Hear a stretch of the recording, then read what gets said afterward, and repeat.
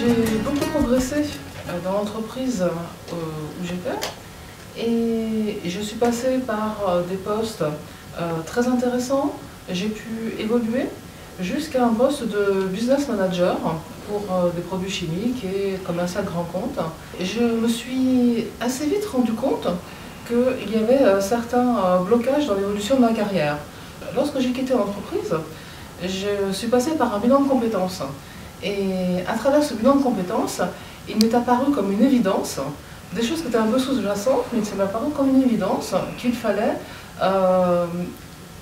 passer par une certification académique pour pouvoir faire reconnaître ses compétences et évoluer, continuer à évoluer dans mon entreprise ou rebondir ailleurs.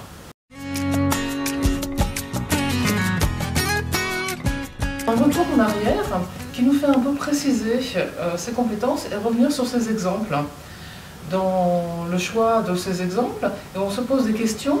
Est-ce que j'ai procédé de la façon qu'il fallait? Est-ce que j'ai utilisé la bonne méthode dans les savoirs, dans les compétences, que dans le savoir-être? Et c'est un excellent exercice qui permet de se poser, de tirer un trait, d'analyser ses activités justement a posteriori. Pour moi, ça a été une découverte et puis l'ancrage de ces compétences dans un processus académique.